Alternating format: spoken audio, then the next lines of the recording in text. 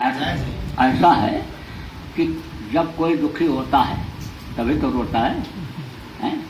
अब यह है कि जब दुखी हुआ है, मान लो लड़का भूखा हुआ है ना, तो कहता है रोटी दो रोटी दो रोटी दो, है ना।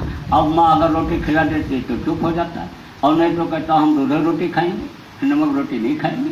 फिर जब वो माँ नहीं तो कहता है कि अब हमको मलाई खिलाओ, अब हमको वहाँ बाजार ले चलो, इतनी देर रुलाया है तब। इस शेतकरी के आंदोलन में आप लोग समर्थन देते हैं क्या? शेतकरी लोगों को समर्थन देंगे उचित मुद्दे पर, उचित जो चीज उचित है उस पर। अंधश्रद्धा वाले लोग बोलते हैं, अंधश्रद्धा निर्मूलन वाले लोग बोलते हैं, अंधश्रद्धा निर्मूलन समिति है जो भगवान बुआबाजी भगवान पे भरोसा नहीं रखते हैं, वो लोग कहते हैं इस भूतनाव में भगवान है ही नहीं। इन लोगों के लिए आप क्या कहना चाहते? देखो ऐसा है कि भगवान तो है, जब हर तरफ से निराश हो जाते हैं लोग तब उसको याद करते हैं। जिसको रोटी मिलती है और बढ़िया कपड़ा मिला हुआ है, गाड़ी घोड़ा चल रहा है, एयर कंडीशन मकान में रहता है, उसको भगवान जल्दी नहीं याद आता है, समझा। उसको कब याद आता है कि जब हर तरफ से निराश हो जाता है, आखिरी वक्त पर जब तकलीफ आती है, विदेश से डॉक्टर आते हैं, बढ़िया से बढ़िया दवा खिलाते हैं, इंजेक्शन लगाते हैं, नींद काफी नशे में सो जाइए, और वो भी जब फेल हो जाता है, जब कोई विकल्प नहीं रह जाता है, तब वो याद करता है, समझा। याद तो सब करते हैं, आखिर समय पर जब ऐसी परिस्थिति आ जाती है कि उस पर विश्वास करना पड़ता। देखो मेडिकल की पढ़ाई में पढ़ाया जाता है कि कभी निराश मत होना, लड़ते रहना, पता नहीं कौन सी दवा काम कर जाए, रिसर्च करते रहना, डिस्कस करते रहना, ये मेडिकल की पढ़ाई में पढ़ाया जाता है। लेकिन ये ऐसा आ जाता है कि वो भी कहता है कि अब भगवान को याद करो, अब ले जाओ इनकी सेवा करो, अपने कर्तव्य का पालन कर लो, सेवा करके इनको। तो ऐसी परिस्थिति आती है तब याद करता है। इसका मतलब भगवान इस भूमंडल पर है, अरे सर्वव्यापी है, सर्वत्र है, सर्वव्यापी सर्वत्र है ना। अब उसको देखने के लिए दिव्य दृष्टि यहाँ उसी मालिक ने बना दिया, उस पर पर्दा लग गया, कर्मों का मोटी दीवार खड़ी हो गई, तो कहाँ से दिखाई पड़ेगा? वो पर्दा हटाने वाला कोई मिल जाए, बता दे तरीका, तो आमने सब सामने है, सबके सामने। और जिसका पर्दा हटा, जिसने तड़प के साथ पुकारा, उसके सामने खड़ा हो गया आकर के। द्रौपदी को उबारा, ग्राह को उबारा, तमाम ऐसे उदाहरण मिल रहे हैं।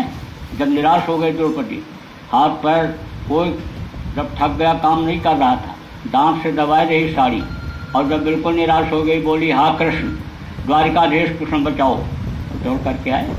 और सारी बीच नारी है, किनारी भी सारी है, कि सारी की नारी, किनारी की सारी बढ़ती चली। सतयुग आएगा, कलयुग जाएगा, क्या सतयुग की पुष्टि होने लग गई है? सतयुग आएगा, कलयुग जाएगा, बाबा जी का कहना था, तो क्या सतयुग की पुष्टि होने लगी है? जिस दिन देश में गौ हत्या, पशु पक्षी की हत्या बंद हो जाएगी, समझ लो उसी दिन सतयुग का प्रादुर्भाव धरती पर हो जाएगा। अब आप इस बात को समझ लो कि सतयुग को वही लोग देखेंगे जो सतयुग के योग्य बन जाएंगे, और या तो सतयुग में नहीं रह जाएंगे। यानी वो एक मोटी बात समझो कि एक कुर्सी पर दो राजा या एक गद्दी पर दो राजा नहीं बैठ सकते हैं, तो कलयुग का राज है। और सतयुग को जब आने को होगा तब कलयुग हटेगा, और कलयुग जब हटेगा तब सतयुग बैठेगा, क्योंकि दो एक साथ बैठ नहीं सकते।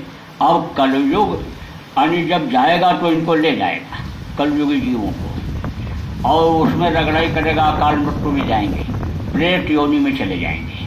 और प्रेतों का मुंह बहुत पतला होता है, बहुत, प्रेतों का मुंह बहुत पतला, पेट कभी बढ़ता ही नहीं, तो परेशान रहते हैं, परेशान करते रहते हैं। आपको नहीं पता चलेगा कि घर में लगा हुआ है, लेकिन लगा रहता है, कोई न कोई परेशानी, लड़ाई झगड़ा, बीमारी, ये वो, है ना। जो जानकार हैं वो बता देते हैं, आप कहो हम बता दें, इनमें ही बता देंगे। ये जो खड़े हैं आप लोगों में ही, इनमें ही बता देंगे कि असर इनके यहाँ है, इनमें ही बता देंगे आप। तो अब यह है कुछ चीज़ें ऐसी होती हैं, कड़ी चीज़ें होती हैं, उसको नहीं बताया जाता है, लेकिन समझा दिया जाता है, लक्षण बता दिया जाता है कि भाई ये लक्षण इसका है, समझा। तो समझ लो कि यानी बहुत ज़्यादा यानी बढ़ गए, और इसी तरह हिंसा हत्या अगर होती रही तो केस बहुत बढ़ जाएंगे। अब यह है कि यह इनको सुधारा जाए, अब बताया जा रहा है, समझाया जा रहा है। जो नहीं मानेंगे है ना, फिर उनको उनके ऊपर शक्ति होगी। कौन शक्ति करे? आदमी शक्ति करे। आदमी की शक्ति से नहीं मानेंगे तो कुदरत शक्ति करे।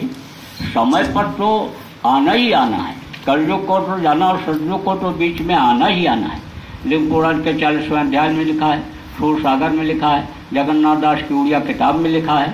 तो ये जो पुस्तकें हैं, ये जो धार्मिक ग्रंथ हैं, ये कभी गलत नहीं हो सकते हैं। ये तो अनुभव के आधार पर ऋषि मुनि महात्मा लिख करके गए। अब जब उतनी योग्यता का कोई मिल जाता है तो उस अर्थ को समझा देता है। जैसे एम.ए. PhD करके किसी ने किताब लिखा, अब एम.ए. PhD करके दूसरा आएगा तो समझाएगा, कम पढ़ा लिखा उसको क्या समझा पाएगा। ऐसे ही यानी जो योग्यता वाले किताबों को लिखे, पुस्तकों, जब उतनी योग्यता वाले आते हैं तो बिल्कुल उसका बिल्कुल क्लेरिफिकेशन कर देते हैं, हर चौपाई का अर्थ समझा देते हैं। जो आध्यात्मिक चौपाई गुरु लिखा गोस्वामी जी ने, उसको उस तरह से समझा देते हैं और तब चीज समझ में आ जाती है। इसीलिए 15वें दिन महीने में संतों के पास लोग सत्संग सुनने के लिए जाते थे, और फिर जब सत्संग सुनते थे हर चीज की जानकारी हो जाती थी। यही गृहस्थ आश्रम देखो स्वर्ग जैसा था, कोई खींचातानी नहीं थी। अब देखो घर घर में झगड़ा झंझट, घर घर में टेंशन। अगर कोई आप में से कह दो हमारे यहाँ झगड़ा नहीं होता है, कभी झगड़ा नहीं हुआ, तो हम सबसे बड़ा झूठ तो इसी को मानेंगे। लेकिन जो झगड़ा झंझट नहीं हुआ, झगड़ा झंझट सब क्या होता है, दुखों का संसार बन गया ये। उसका यही कारण है कि सत्संग लोगों का छूट गया, संतों का सामिप्य छूट गया, और असला काम जिसलिए मनुष्य शरीर मिला वो लोगों ने छोड़ दिया। इसको खाने पीने और मौज मस्ती में ही लगा दिया, और उसी में समय निकला जा रहा है, और परेशानियों का दास बन गया। उसी में रह करके उसी को कबूल कर लिया कि बस अब यही है, अब इससे आगे कुछ नहीं। जब और अच्छी चीज मिलने वाली नहीं, परेशानी दूर होने वाली नहीं, तो उसी का दास बन गया। बाबा जाने के बाद में अनुयायी की संख्या बढ़ी या घटी? बढ़ी है, बहुत बड़ी संख्या, कम होने वाली नहीं। ये एक ऐसी धारा है कि अभी और बहुत बढ़ेगी, ये कम रुकने वाली नहीं। अगर इनको जिस तरह से पाप बढ़ रहा है, अगर सुधारा नहीं जाएगा तो उसी की तरह बढ़ जाएगी, फिर सत्संग कहाँ से आएगा।